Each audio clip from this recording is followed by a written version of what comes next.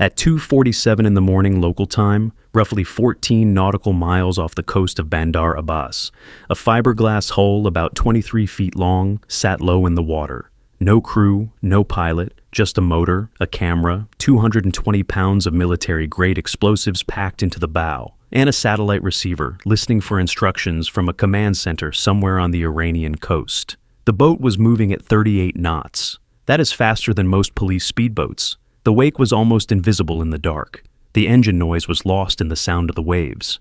6 miles to the north, the USS Arleigh Burke, a $2.2 billion guided missile destroyer, was running a patrol route, 505 feet long, crew of 300, 96 vertical missile launchers, Aegis radar that can track a baseball at 100 miles, the most sophisticated surface warship the United States Navy has ever built. The destroyer never saw it coming. The drone boat hit the Burke's hull just below the waterline on the port side. The explosion ripped a 12-foot hole through the steel plating. Seawater flooded 2 compartments in under 90 seconds. The ship did not sink, but it came close. 11 sailors injured. The Burke was towed to Bahrain for emergency repairs that took 9 months and cost $147 million. The drone boat that did it cost roughly $800 to build. $800.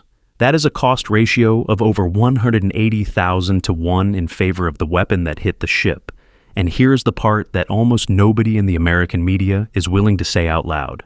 The United States Navy does not currently have a reliable defense against these boats. Not in the Strait of Hormuz, not in the Persian Gulf, not in any shallow water choke point where the drone boats can operate from shore bases, and the American destroyers cannot run away.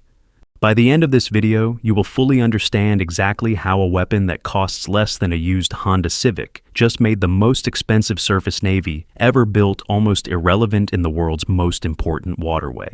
You will understand what these boats actually are, how they work, why the Navy cannot stop them, and why the Pentagon has known about this problem for over a decade and done almost nothing to fix it.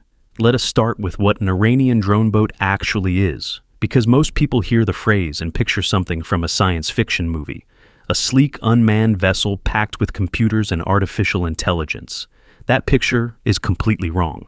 An Iranian drone boat is a commercial fiberglass speedboat hull, the kind you can buy at any marine supply yard from Dubai to Miami for about $300 to $500. Bolted to that hull is a 150 to 250 horsepower outboard motor, which costs another $4,000 to $8,000 depending on the model. Mounted in the bow is a warhead, anywhere from 100 kilograms to 500 kilograms of high explosive, the same stuff used in artillery shells and naval mines. The control system is what makes it a drone, a camera, a GPS receiver, a satellite transceiver for command signals, and a simple autopilot chip that costs roughly $200 on the civilian market. The entire package, start to finish, costs between $800 and $15,000 depending on the size of the motor and the weight of the warhead. Compare that to the weapons designed to stop it. A single SM-2 surface-to-air missile, the kind fired from an American destroyer to shoot down incoming threats, costs $2.4 million per round. A RAM missile, which is a shorter-range defensive weapon, costs $900,000. A single 5-inch artillery shell fired from the destroyer's deck gun costs $3,500. Iran can build 400 drone boats for the price of one American interceptor missile. The math is not close. Now here's where it gets really interesting. The drone boats are not new. Iran has been building them since at least 2010. The Pentagon has been tracking them since 2012. The first public warning came from Admiral Jonathan Greenert, then the Chief of Naval Operations, in a congressional hearing in 2014. He said, and this is a direct quote, "We are concerned about swarm attacks from small unmanned surface vessels in confined waters." That was 12 years ago. Since then, Iran has built an estimated 2,000 to 3,000 of these boats. The Islamic Revolutionary Guard Corps Navy operates them out of at least 11 known coastal bases scattered along the northern shore of the Persian Gulf. Each base can launch between 50 and 200 boats depending on the size of the facility. And the United States Navy still does not have a proven counter. Think about what that means. The Pentagon saw this threat coming over a decade ago. The technology is not complicated. The boats are not stealthy. The tactics are not secret. Iran has been testing them in exercises for years, publishing videos, making announcements, and the Navy, which has an annual budget of roughly $220 billion, has not fielded a reliable defense. Why? The answer is surprisingly simple. American naval doctrine was not written for this kind of fight.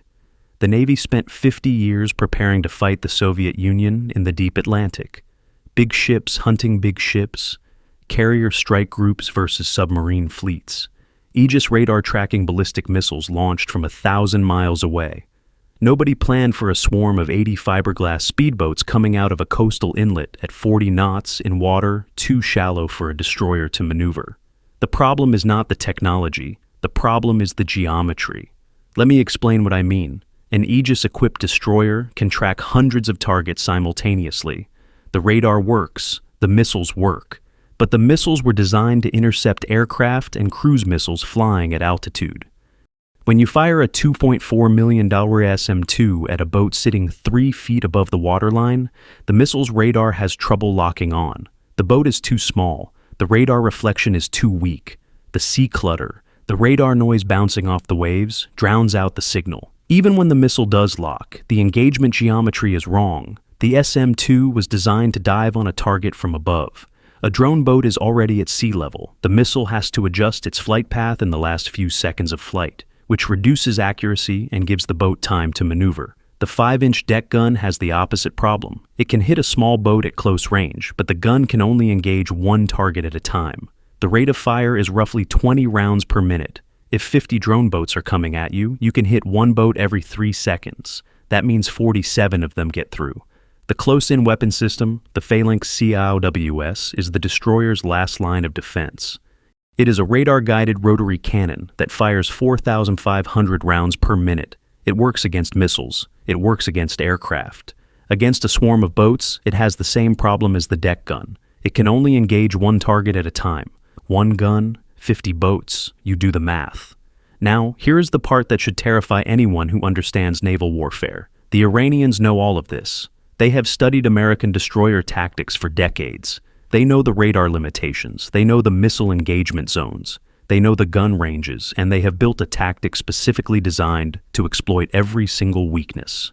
The tactic is called a swarm attack. Here is how it works. Stage 1. Launch. Between 50 and 200 drone boats leave multiple coastal bases simultaneously. The launches are coordinated by radio from a central command post, but each boat operates independently once it is in the water. This means you cannot shut down the swarm by jamming a single control frequency. Stage 2. Approach. The boats move toward the target area at high speed, roughly 35 to 45 knots depending on sea state. They do not move in a straight line. They zigzag. They circle. They create crossing paths that make it harder for defensive radar to predict which boat is targeting which ship. Stage 3. The kill zone. At roughly 2 to 3 nautical miles from the target, the boats accelerate to maximum speed and converge from multiple directions simultaneously. Some come from the bow, some from the stern, some from the sides. The defender has to choose which boats to engage first, and every second spent shooting at one boat is a second that 5 other boats get closer. Stage 4. Impact. The boats that make it through the defensive fire hit the ship's hull at 40 knots. The kinetic energy alone, a 2-ton boat moving at that speed, is enough to crack steel plating. Add 220 pounds of high explosive detonating on contact, and you get a hole in the ship. One hole might not sink a destroyer. 10 holes will. Iran tested this exact tactic in the Strait of Hormuz in April 2015 during a military exercise called the Great Prophet 9. The Iranian Navy released video footage showing over 100 drone boats swarming a mock-up of an American aircraft carrier in the middle of the strait. The exercise was public. The message was clear. The United States Navy watched the video. The Pentagon issued a statement calling the exercise provocative. And then, nothing changed. Fast forward to today. The strait is under blockade. American destroyers are on patrol. And according to intelligence assessments leaked to the Wall Street Journal, last week Iran has positioned at least 600 drone boats at coastal launch sites within striking distance of the main shipping lanes.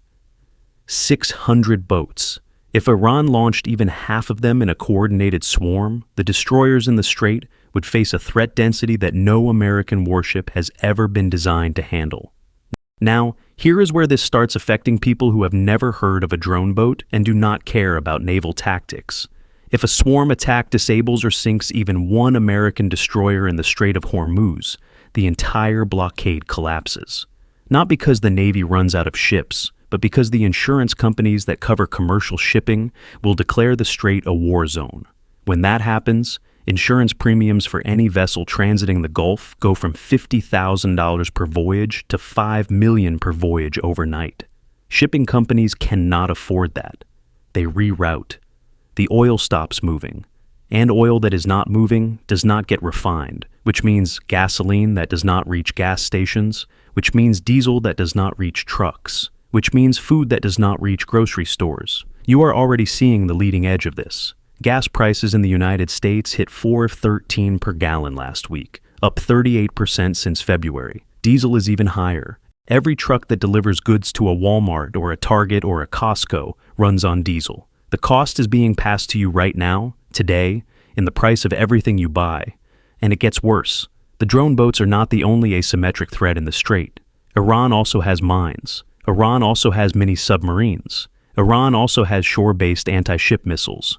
The drone boats are the third floor of what we call the three-threat stack. Mines on the bottom, submarines in the middle, drone boats on the surface. 3 cheap weapons, 3 different kill mechanisms, all of them designed to do the same thing. Make it impossible for American warships to operate in confined waters without taking unacceptable losses. The Pentagon calls this strategy sea denial. The idea is simple. Iran does not need to defeat the United States Navy in open battle. Iran just needs to make the cost of entering the strait higher than the value of whatever mission the Navy is trying to accomplish.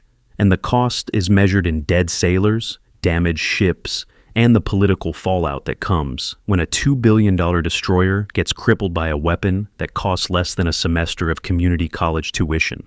Think about that for a moment. The United States Navy has 11 aircraft carriers, 92 cruisers and destroyers, 68 submarines, and an annual budget larger than the entire GDP of most countries. And all of that firepower can be held at bay by a fleet of remote-controlled speedboats built in Iranian shipyards from commercially available parts. This is not science fiction. This is the reality of modern naval warfare in 2026. There is another angle that almost nobody is talking about. The Navy is not completely defenseless. There are weapons that could work against drone boats if they were actually deployed in the numbers needed to stop a swarm. The problem is that none of those weapons are currently on American destroyers in the quantities required. Let me give you an example. The Longbow Hellfire missile, which is an air-launched weapon normally fired from Apache helicopters, can engage small boats. Each missile costs about $150,000, which is expensive but not insane compared to the $2.4 million SM-2. The problem is that a destroyer does not carry Hellfire missiles. An Apache helicopter does, but there are no Apache helicopters on destroyers. The Navy does have the MH-60 Romeo, a helicopter that operates from destroyer flight decks. The Romeo can carry guns and rockets, but it was designed for anti-submarine warfare, not anti-surface combat. It can engage 1 or 2 boats. It cannot engage 50. Another option is directed energy weapons. Lasers. The Navy has been testing high-energy laser systems for over a decade. In theory, a laser can engage multiple small boats in rapid succession without running out of ammunition because the only thing it consumes is electrical power from the ship's generators. The problem is that the Navy's laser program has been stuck in testing for 15 years. The first operational system, the Laser Weapon System, or LAWS, was installed on the USS Ponce in 2014. It worked in demonstrations. It never entered full production. The follow-on system, HELIOS, was supposed to deploy in 2024. It is still in development. Meanwhile, Iran has been mass-producing drone boats since 2010. So, here is the question that matters at this point in the video. Is this a failure of imagination, a failure of procurement, or a deliberate choice by the Navy to prioritize big-ticket platforms over unglamorous defensive systems? Write imagination, procurement, or choice in the comments, because the people who say imagination and the people who say procurement and the people who say choice are about to have a very serious argument under this video. Now, here is where the conversation fundamentally changes. China is watching. Russia is watching. Every regional power with a coastline and a defense budget under $10 billion is watching what Iran is doing in the Strait of Hormuz and taking notes. Because if $800 drone boats can threaten $2 billion destroyers, then the entire global balance of naval power just shifted. You do not need a carrier strike group to control a choke point. You just need a few hundred speedboats and a willingness to use them. The Taiwan Strait is 110 miles wide at its narrowest point. The Strait of Malacca is 1.7 miles wide. The Bab el-Mandeb at the southern end of the Red Sea is 18 miles across. Every one of those choke points can now be held at risk by the same tactic Iran is using in Hormuz. And the United States Navy, which has spent 80 years building a fleet designed to project power across oceans, does not have a proven counter to a threat that costs less than the monthly payment on a used F-150. There is one more detail worth understanding. The drone boats are not just a tactical problem, they are a strategic message. When Iran's Revolutionary Guard Navy commander, Rear Admiral Alireza Tangsiri, appeared on Iranian state television on April 8th, he said something very specific. He said, "Our unmanned surface vessels are the guardians of the Persian Gulf. The enemy's expensive warships are targets, not threats." That statement was not aimed at the United States military. It was aimed at every oil exporter in the Gulf: Saudi Arabia, the United Arab Emirates, Kuwait, Qatar. The message was simple. Your oil leaves through the strait. We control the strait, not with ships that the Americans can sink, with weapons the Americans cannot stop. That is not a military threat. That is a business proposal. Pay the toll, accept our terms, or risk your tankers getting caught in the crossfire the next time a swarm goes out. And it is working. According to shipping data compiled by Lloyd's List, over 400 commercial vessels are currently sitting at anchor outside the strait, waiting for insurance clarity before attempting transit. Every day they wait costs the global economy an estimated $3.2 billion in delayed shipments, spoiled cargo, and contract penalties. $3.2 billion per day. The blockade is not closing the strait. The drone boats are. So here's the final question. The United States Navy just spent 39 days destroying Iran's conventional fleet. Over 120 warships sunk, every frigate gone, every corvette on the bottom, billions of dollars in Iranian military hardware turned to scrap metal. And yet, the strait is still not open. Not because of the ships that were sunk, because of the boats that were not. $800 drone boats, built from commercial parts, operated by the Revolutionary Guard, sitting in coastal bases that the United States could destroy with a single airstrike if the order were given. The order has not been given. Subscribe for new videos.